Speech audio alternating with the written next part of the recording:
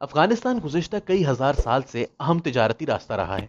7ویں صدی میں اسلام کی آمد سے قبل یہاں بدھ مت، زرتشت، مسیحیت، یہودیت اور ہندو مت نے فروغ پایا۔ شاہراہ ریشم افغانستان کو چین اور ایران سے ملاتی ہے۔ اس شاہراہ کے ارد گرد ماضی کی تہذیبوں کے آثار جا بجا بکھرے پڑے ہیں۔ انہی میں دارالحکومت کابل سے 130 کلومیٹر مغرب میں بامیان شہر بھی ہے، جہاں پہاڑوں کو کھود کر گوتم بدھ کے 2 نایاب اور بلند قامت مجسمے صدیوں سے کھڑے ہیں۔ مشرقی سمت والے بدھ کے مجسمے کی اونچائی 38 میٹر ہے اور ایک اندازے کے مطابق اسے سن 570 عیسوی میں تعمیر کیا گیا تھا، جبکہ مغربی سمت والے بدھا کے مجسمے کی اونچائی 55 میٹر ہے اور وہ 618 میں بنایا گیا تھا۔ 26 فروری 2011 کو طالبان کے امیر ملا محمد عمر نے مجلس شورا سے رابطہ کر کے ایک فتویٰ جاری کیا کہ افغانستان سے تمام بت اور غیر مسلموں کے دور کے آثار مٹا دیے جائیں۔ انہی میں بامیان کے یہ 2 مجسمے بھی شامل تھے۔ جب ملا عمر نے ان مجسموں کے تباہ کرنے کا حکم نامہ دیا تو دنیا کے کئی ممالک، جن میں مسلمان ممالک بھی شامل تھے، ان سے ایسا نہ کرنے کی اپیل کر رہے تھے۔ اس وقت کے پاکستان کے وزیر داخلہ لیفٹیننٹ جنرل ریٹائرڈ معین الدین حیدر بھی ایک وفد لے کر قندھار گئے، مگر ملا عمر نے کہا کہ وہ علماء کے فیصلے پر عمل درآمد کو روکنے کا اختیار نہیں رکھتے۔ اقوام متحدہ کے ادارے یونیسکو نے بھی ہر حربہ آزمایا کہ یہ عالمی ورثہ ہے جسے تباہ کرنا عالمی قوانین کی سنگین خلاف ورزی ہوگی، مگر طالبان نے کسی کی نہ مانی۔ حتیٰ کہ یونیسکو نے کہا کہ ان مجسموں کو بدھ مذہب کے ماننے والے ممالک مثلا تھائی لینڈ، سری لنکا یا قریبی ملک ایران منتقل کر دیا جائے، اور اگر طالبان چاہتے ہیں تو وہ ان مجسموں کو قیمتاً بھی خرید سکتے ہیں، مگر طالبان نے کوئی دلیل نہیں مانی۔ 14 مارچ کو طالبان کے ترجمان نے اعلان کیا کہ بامیان کو ان 2 قامت مجسموں سے پاک کر دیا جائے۔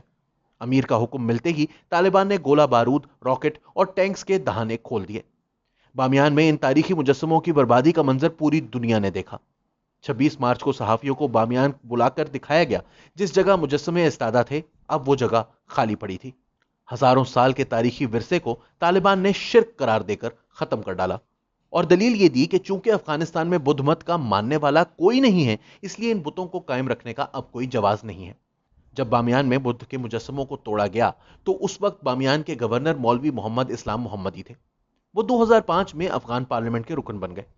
اس وقت انہوں نے بتایا کہ بدھا کے مجسموں کو توڑنے کے لیے طالبان پر القاعدہ کا دباؤ تھا۔ جنوری 2007 میں مولوی اسلام محمدی کو کابل میں قتل کر دیا گیا۔ یونیسکو نے 17 اکتوبر 2003 کو ایک ڈیکلیریشن جاری کیا، جس کے تحت عالمی ثقافتی ورثے کو تباہ کرنے کا عمل جنگی جرم قرار دے دیا گیا۔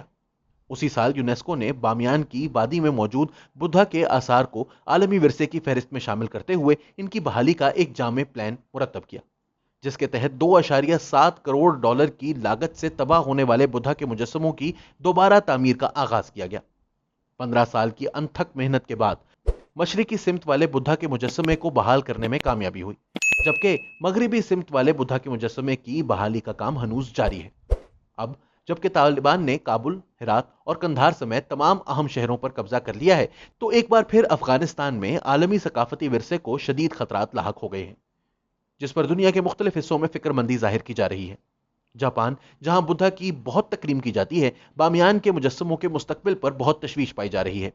جاپانی براڈ کاسٹر NHK کے مطابق Tokyo university of the arts کے پروفیسر مائیدا کوساکو اور دوسرے تحقیقکاروں نے پیر کے روز ایک بیان جاری کیا، جس میں کہا گیا کہ دنیا کو افغانستان کے ثقافتی ورثے کی حفاظت کے لیے آواز اٹھانی چاہیے۔ لیکن صرف بامیان ہی نہیں، پورا افغانستان تاریخی ورثے سے اٹا پڑا ہے۔ صرف کابل میوزیم میں 80,000 نوادرات موجود ہیں۔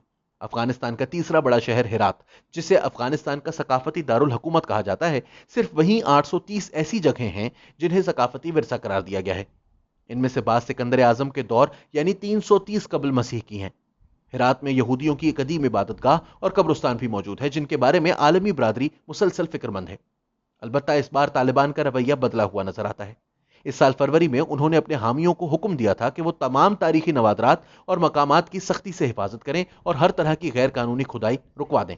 اس کے علاوہ طالبان کے ترجمان سہیل شاہین نے سری لنکا کو یہ یقین دہانی کرائی ہے کہ طالبان سے بامیان میں بدھ مت کے آثار کو کوئی خطرہ نہیں ہے۔ تاہم طالبان کے گزشتہ دور حکومت میں افغانستان سے غیر قانونی کھدائیاں انہی کی سرپرستی میں ہوتی رہی ہیں۔ انٹرپول کا کہنا ہے کہ دنیا میں ہر سال جو نوادرات چوری ہو کر عالمی مارکیٹ میں فروخت ہوتے ہیں، ان کی مالیت $5 ارب ہے، اور اس کا بڑا حصہ دہشت گردی کے فروغ میں استعمال ہوتا ہے۔ مثال کے طور پر 11 ستمبر کو ہائی جیکر محمد عطا جس نے طیارہ ورلڈ ٹریڈ سینٹر سے ٹکرایا تھا، اس نے اس مقصد کے لیے رقم افغانستان کے نوادرات جرمنی میں بیچ کر حاصل کی تھی۔ اس بات کا انکشاف جرمنی کے مشہور میگزین ڈر شپیگل نے اپنی 2005 کی اشاعت میں کیا تھا۔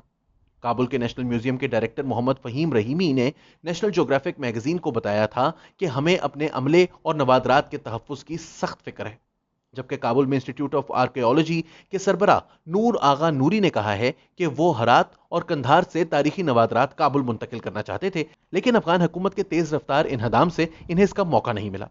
افغان میوزیم کے کیوریٹر نے نام نہ ظاہر کرنے کی شرط پر آرٹ نیوز پیپر نامی رسالے کو انٹرویو دیا ہے، جس میں ان سے پوچھا گیا کہ بامیان میں بدھا کے مجسموں کو دوبارہ خطرہ درپیش ہے، تو انہوں نے جواب میں کہا، کیا تیندوے اپنی کھال کے دھبے بدل سکتے ہیں؟ صرف ان کی کمان کی ساخت پر نظر ڈالیں، آپ کو پتہ چل جائے گا 2001 کے بعد سے کچھ نہیں بدلا، بلکہ حالات مزید خراب ہو سکتے ہیں۔